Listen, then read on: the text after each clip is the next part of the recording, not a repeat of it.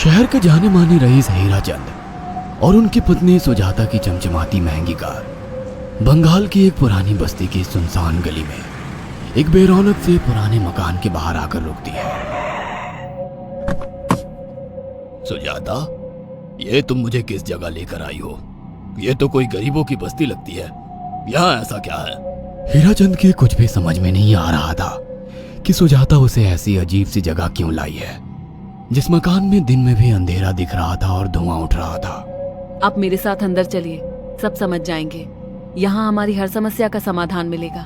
सुजाता और हीराचंद आशंकित कदमों से उस मकान में दाखिल होते हैं। तभी उन्हें किसी महिला की बाहरी आवाज सुनाई पड़ती है। चले आओ, चले आओ। हीराचंद ने देखा कि उस मकान के अंदर अंधेरा था। अचानक हीराचंद की निगाह एक कमरे की ओर पड़ी, जिसके अंदर हल्की हल्की सी रोशनी आ रही थी और उस कमरे के अंदर से धुआं उठ रहा था। शायद उस कमरे के अंदर आग जल रही थी। है? ये किसकी आवाज है? यहाँ इतना अंधेरा क्यों है और ये धुआं कैसे उठ रहा है? मेरा तो यहाँ दम घुट रहा है। सुजाता और हीराचंद धीरे धीरे कदमों से उस कमरे के अंदर चले गए। अंदर वाले कमरे में बिखरे बाल वाली एक खूबसूरत सी बूढ़ी औरत सामने जल रही आग में एक मुर्गी की गर्दन काटकर उसका खून गिरा रही थी और मुर्गी का शरीर छटपटा रहा था। ये देखकर सुजाता को उबकाई आने लगी। हीराचंद ने सुजाता की ओर देखकर कहा, तुम ही मुझे यहाँ लेकर आई हो और खुद ही घबरा रही हो। कौन है ये भयानक सी शक्ल वाली औरत और हम यहाँ क्यों आए हैं? अचानक उस औरत ने एक झटके में मुर्गे की गर्दन धड़ से अलग कर दी। ये देखकर सुजाता के मुंह से चीख निकल गई और सेठ हीराचंद भी सहम गया। वो बहुत डरावना नजारा था। ये अघोरा ताई हैं। ये हमें अपनी काली तंत्र विद्या से संतान सुख प्रदान कर सकती हैं। इसलिए मैं आपको यहाँ लेकर आई हूँ। कैसी बात करती हो? जहाँ बड़े से बड़े डॉक्टर सफल नहीं हुए, वहाँ ये मामूली औरत क्या कर लेगी? हीराचंद की बात सुनकर अघोरी ताई ने गुस्से से हीराचंद की ओर देखकर कहा, नादान हीराचंद, काली विद्या में इतनी शक्ति है कि मरे को भी जिंदा कर दे। संतान पैदा कराना कौन सा मुश्किल है? तुम्हें मेरा नाम कैसे पता? क्या तुम सच में हमें संतान सुख दिला सकती हो? तुम जितनी दौलत मांगोगी मिल जाएगी, अगर ये संभव है तो। संतान का नाम सुनते ही हीराचंद की आंखों में चमक आ गई। वह संतान के लिए कुछ भी कर सकता था। तुम लोगों को मुझे एक नवजात शिशु लाकर देना होगा। मैं उस शिशु की बलि चढ़ा दूंगी और फिर वही शिशु तुम्हारे घर में फिर से जन्म लेगा। नवजात शिशु की बलि का नाम सुनते ही सुजाता और हरिचंद डर के मारे सिहर गए, पर उनकी आंखों में उनकी संतान का सपना ज्यादा बड़ा था। वो सब करने को तैयार थे। अघोरा ताई, आप जैसा कहेंगे हम वैसा करेंगे। बस हमें संतान सुख दिला दो। बिना वारिस के हमारी दौलत किस काम की? संतान सुख के लिए अंधे हो चुके सुजाता और हरिचंद अपनी नौकरानी शीला से एक नवजात बच्ची चोरी करवा के अघोरी ताई को दे देते हैं।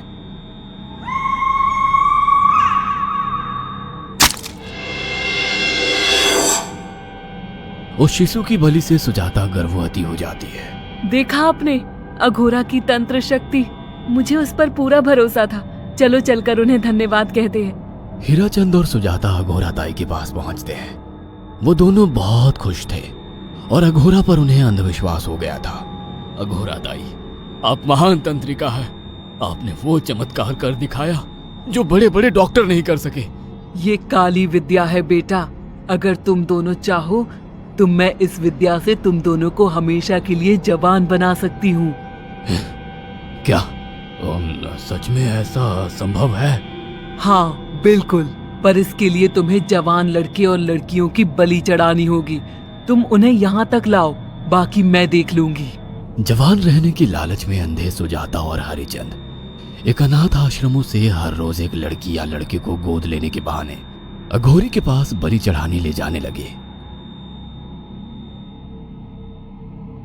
और एक दिन अघोरी ताई ने हीराचंद और सुजाता से इंसानी मांस खाने को कहा।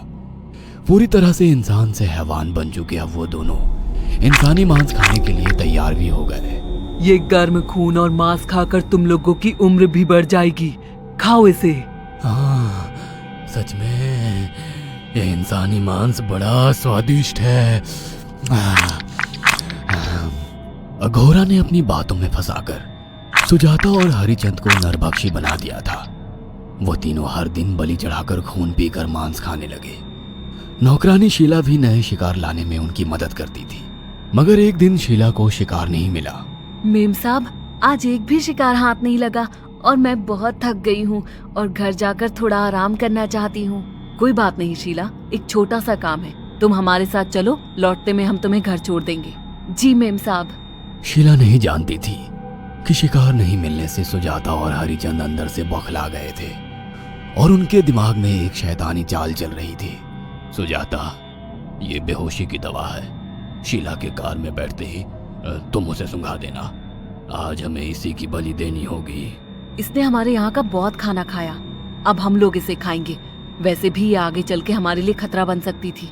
कार में बैठते ही सुजाता शीला को बेहोश कर देती है और वो लोग सीधे अघोरी ताई के यहाँ पहुंच जाते हैं, जहाँ अघोरी ताई शीला की बलि चढ़ा देती है और तीनों मिलकर उसे नोच कर खाते हैं।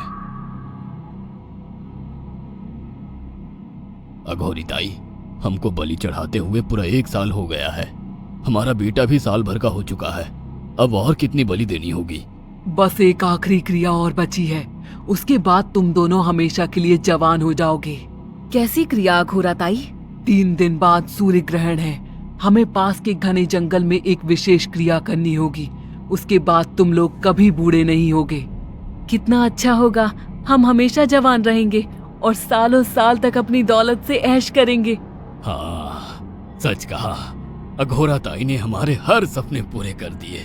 3 दिन बाद बंगाल के बियाबान जंगल में कोहरे और ओस से भीगे पेड़ों के बीच एक घने बरगद की बेलों पर कटे इंसानी सिर लटक रहे थे, जिसमें से खून टपक रहा था।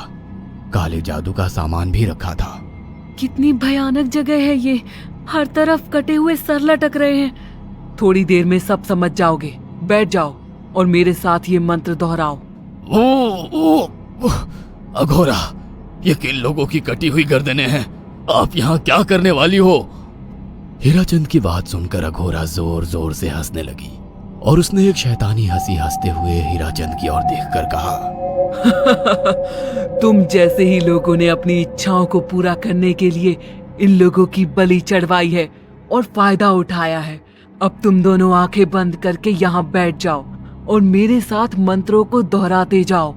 अघोरा ने सुजाता और हरिचंद को वशीकरण मंत्र और काले जादू के इस्तेमाल से सम्मोहित कर दिया और देखते ही देखते वो एक भयानक डायन में बदल गई और चीखती हुई बोली, अब मैं तुम दोनों की बलि चढ़ाकर अमर हो जाऊंगी, क्योंकि तुम लोगों ने 100 लोगों की बलि का खून पिया है। देखते ही देखते उस डायन ने फरसे से एक एक करके सुजाता और हरिचंद की गर्दन काटकर जल रही आग में बलि चढ़ा दी और उनका गर्म खून पीने लगी। जब तक तुम जैसे मूर्ख और लालची लोग अपने फायदे के लिए दूसरों को मेरे पास लाते रहेंगे, मैं उनका फायदा उठाकर ऐसे ही उनकी बलि चढ़ाती रहूंगी। दरअसल अघोरा एक डायन थी और अपना स्वार्थ पूरा करने के लिए उसने हीराचंद और सुजाता की लालच का फायदा उठाकर उनकी भी बलि चढ़ा दी। बुरे काम का बुरा ही नतीजा मिलता है। अगर आपको हमारी ये कहानी पसंद आई हो तो इसे लाइक और शेयर करना ना भूलें। साथ ही ऐसी और नई कहानियों के अपडेट्स पाने के लिए हमारे चैनल